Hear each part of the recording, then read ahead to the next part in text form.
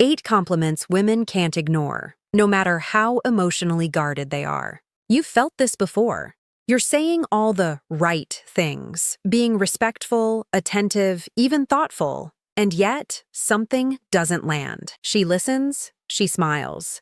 But there's no real shift, no spark, no moment where her attention locks onto you in a way that feels different. And that's the part no one explains. Because attraction doesn't come from saying more. It comes from saying something that feels rare. Welcome back to Psychology of Desire, where we explore the unspoken patterns behind attraction, connection, and the quiet emotional dynamics most people overlook. If you've ever felt like your words weren't creating the impact you expected, you're about to understand why. Most people use compliments the same way: safe, predictable, surface level. You look nice. You're beautiful. You seem really kind. And while there's nothing wrong with those, they don't stay.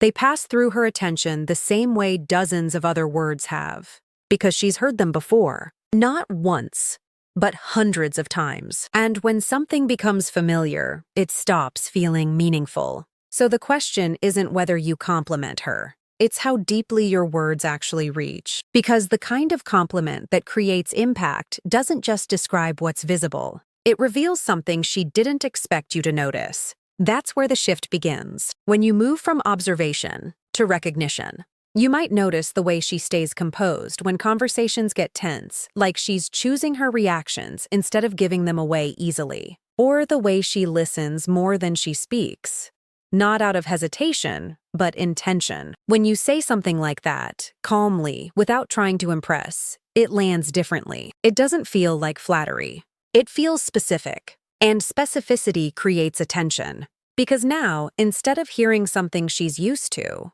she's processing something new, something that makes her pause for a second longer than usual. And that pause is where interest begins. But here's where most people lose that moment. They rush to fill the space. They go back to familiar compliments, trying to keep things smooth and positive. And without realizing it, they remove the very tension that made their words stand out. Because real connection isn't built through constant reassurance. It's built through contrast, through moments that feel slightly unexpected, but still natural. That's why the next layer goes a little deeper. You don't just notice what's obvious. You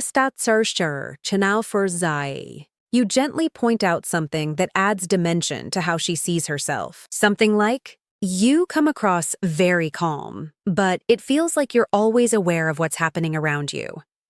Now you've done something subtle, but powerful. You've added depth, and when someone feels seen in a more layered way, they start paying closer attention to the person who noticed it. Not because you tried harder, but because you noticed better. And that difference is everything.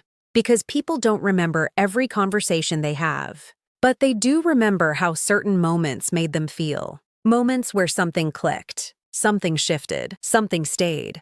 And the right kind of compliment does exactly that. It doesn't end the interaction. It lingers after it. It becomes something she thinks about later, not consciously at first, but gradually. A sentence that felt simple in the moment, but keeps returning in quiet ways. And just when that curiosity starts to build, when your words begin to feel slightly different from everything else she hears, there's a way to take it one step further. A way to say something that doesn't just create interest, but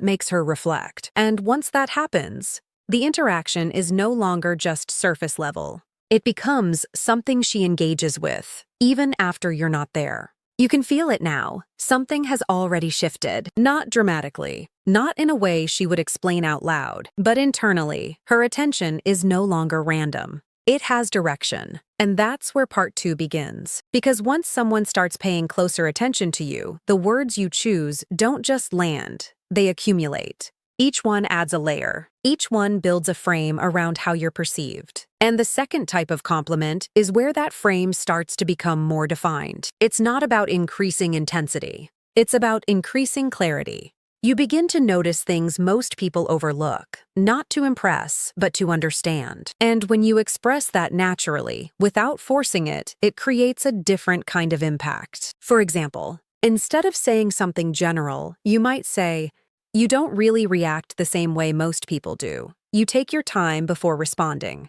That's rare. Now think about what that does. It's not loud. It's not exaggerated. But it's specific enough that she can't ignore it. Because you've pointed out something she recognizes as true, but hasn't heard described that way before. And when someone reflects a part of us, we don't usually verbalize. We start paying attention to them. Not because we were told to, but because they feel observant. There's a quiet psychological shift that happens here. She starts noticing that you notice things, and that changes how she behaves around you. Not in an artificial way, in a subtle, unconscious way. She becomes slightly more aware of her expressions, her pauses, her tone, not because she's trying to impress you, but because your presence now feels more aware than others. And this is where most interactions either grow or disappear. Because if you keep everything too safe, it flattens out. But if you go too far, it breaks trust. So the balance sits in recognition without exaggeration.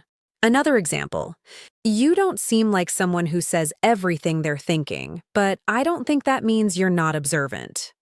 This kind of statement does something important. It gives her space. It doesn't define her completely. It suggests depth without forcing interpretation. And people naturally lean toward anything that feels like it still has more to be understood. That's where curiosity grows. But here's the key point most people miss. It's not the compliment itself that creates attachment. So, varshi das are varshar. It's the reflection it triggers. She starts thinking about how she comes across, how you see her, what else you might be noticing. And once someone starts thinking about how they exist in your perception, that shar tiu sakor sai darfur. Your presence becomes more mentally active in their mind, not because you demanded it, but because you triggered it. And now there's a subtle shift happening. She doesn't just hear you anymore. She processes you. And that's a very different level of engagement. Because now, even when the conversation pauses, something continues in her mind.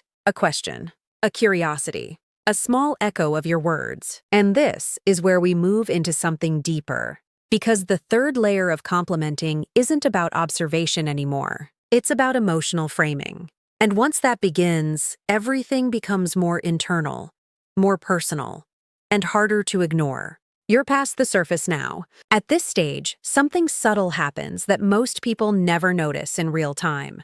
The conversation stops being just interaction and starts becoming interpretation. She's not only hearing what you say anymore, she's also trying to understand what you mean by it. And that shift is where the third layer of compliments begins. Because now, it's not about observation. It's about emotional meaning. You start connecting what you notice about her to how she affects the atmosphere around her. Not in an exaggerated way, but in a grounded, almost thoughtful tone. For example, there's a certain calmness in the way you speak. It changes how the room feels a little. Now, look closely at what that does. You didn't say she's amazing or perfect.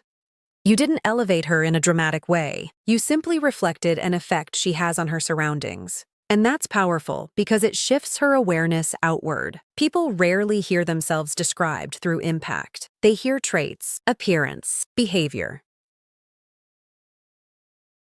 But impact? That's different. That feels more real and more personal. And once someone starts associating their presence with an effect on others,